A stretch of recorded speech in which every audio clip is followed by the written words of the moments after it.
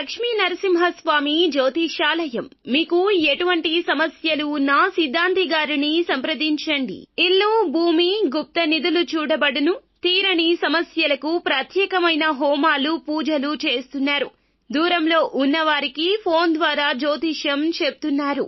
భార్యాభర్తల వశీకరణ, ప్రేమ వశీకరణ, డబ్బు వశీకరణ, కుటుంబ వశీకరణ, సంతానం, పెళ్లి వశీకరణ, నమ్ముకున్న పురుషుడు లేదా నమ్ముకున్న స్త్రీ రావడానికి వశీకరణ, అనుకున్న పనులు కావడానికి వశీకరణ, ఇంకా ఎటువంటి సమస్యలు ఉన్నా ప్రత్యేక వశీకరణాలు చేయబడును. 100% గ్యారంటీ. గురువు గారిని సంప్రదించండి. 8855536332. అందరికీ నమస్కారం అండి. ఛానల్లోకి తిరిగి స్వాగతం. మేషరాశి జాతకులు జూలై మాసంలో 7వ తేదీ అనగా సోమవారం తిథి.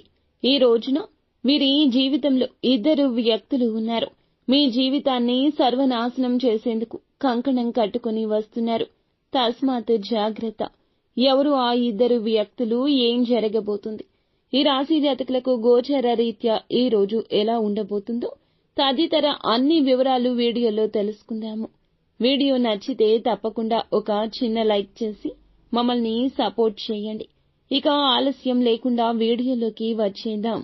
ఎంతో ఓర్పు, ఎంతో సహనం కలిగిన రాశి జాతకులు వీరు. ఈ రాశి వారి గురించి ముఖ్యంగా మనం చెప్పుకోవచ్చు. ఈ రాశి జాతకులు ఓర్పు, సహనంతో పాటుగా తెలివితేటలతో పాటుగా కోపం కూడా ఉంటుందని చెప్పుకోవచ్చు. ఎప్పుడైతే ఓర్పు, సహనం కోల్పోతారో అటువంటి సమయంలో వీరి కోపం తారాస్థాయికి చేరుకుంటుంది. అంతేకాకుండా ఈ రాశి వారిలో పుట్టిన వారు మీ పక్క వాళ్లను నమ్మినట్లుగా మిమ్మల్ని మీరు నమ్ముకోరు. అయితే ఇక్కడి నుంచి మీరు ఈ యొక్క పనిని మానేయండి. ఎన్నిసార్లు చెప్పినా ఇది మీకు అలవాటుగా మారిపోయింది. మిమ్మల్ని మీరు నమ్మకం అలవాటు చేసుకోండి. ముందుగా 2 పనులు చేయండి. ముఖ్యమైన విషయం ఏమిటంటే మొదటిగా దైవారాధన చేసుకోవడం, రెండవది మిమ్మల్ని మీరు నమ్ముకోవడం. ఎవరైతే మిమ్మల్ని మీరు నమ్ముకోవడం ప్రారంభిస్తారో మీరు అనుకున్న వాటిలో విజయాన్ని తప్పక సాధించి తీరుతారు. అలాగే దైవారాధన చేయడం కుదరకపోయినా, ఈ రోజు కాకపోయినా రేపు, రేపు కాకపోయినా ఎల్లుండు, ఇలా వాయిదా వేసుకోవద్దు. దైవారాధన చేయడం కుదరకపోయినా కనీసం మీరు వారంలో 1 రోజు అయినా 2 రోజులైనా కుదురుతుంది కదండి. అలా మీరు ఎప్పుడు చేసుకున్నా సరిపోతుంది. నిత్యము మాత్రం మీరు కులదైవాన్ని కాని, ఇష్టదైవాన్ని కాని మనస్సులో నిత్యము స్మరించుకుంటూ ఉండండి. ఏది చేసినా దీపారాధన మనస్ఫూర్తిగా చేయండి. కాబట్టి ఈ రాశి వారు ఖచ్చితంగా అనుకున్న వాటితో విజయాన్ని సాధించాలంటే మాత్రం తప్పకుండా దైవాన్ని నమ్ముకోవడం, మిమ్మల్ని మీరు నమ్ముకోవడం మొదలు పెట్టండి.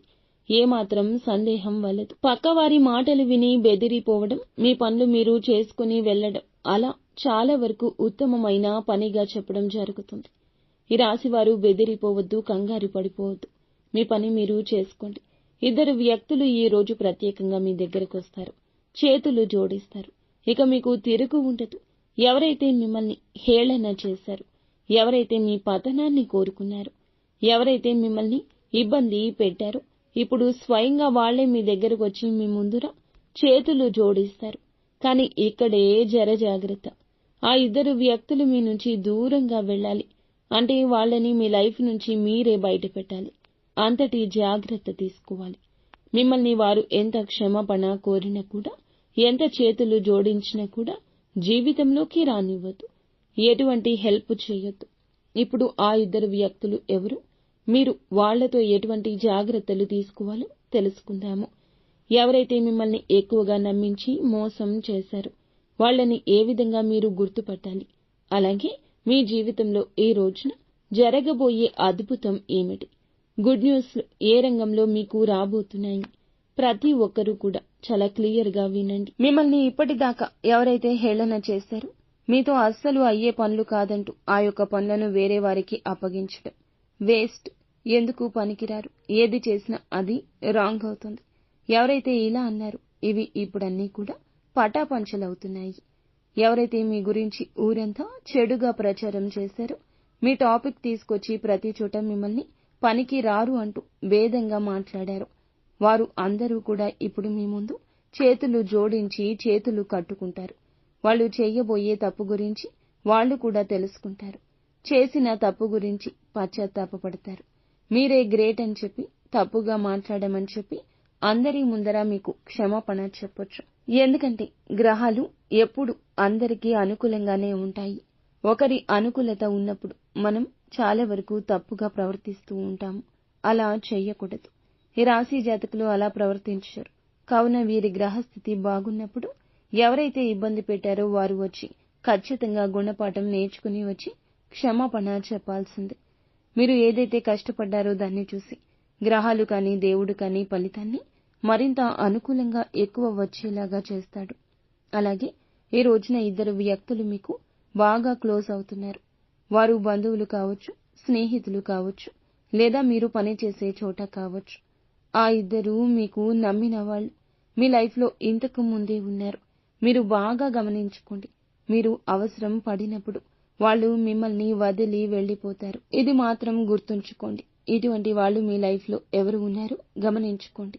ఈ రోజు మీకు మంచిగా ఉందని, మీరు ఆర్థిక పరంగా బాగా సెటిల్ అయ్యారని చెప్పి తిరిగి వాళ్ళు మీ దగ్గరకు రాబోతున్నారు. కానీ మీరు మాత్రం ఏ మాత్రము కూడా వాళ్ళ మీద కనికరం, జాలి అనేది చూపించొద్దు. ఇటువంటి పరిస్థితుల్లో మీరు మళ్లీ వారిని చేజారుస్తారు. అంటే మాత్రం మీరు మీ నాశనాన్ని కోరుకుంటున్నారు అని గుర్తుంచుకోండి. ఇంకా రెండో వ్యక్తి ఎవరో కాదు, మీ లైఫ్లో ఉన్నవాళ్ళు. వాళ్ళు ఎప్పుడూ కూడా మీతో మంచిగా మాట్లాడుతూ మిమ్మల్ని పొగుడుతూనే ఉన్నట్లు ఉంటారు. కానీ మీ వెనుకాల గోతులు అనేది తీస్తూనే ఉంటారు. ఎన్నిసార్లు చెప్పినా అర్థం కాదు వారికి.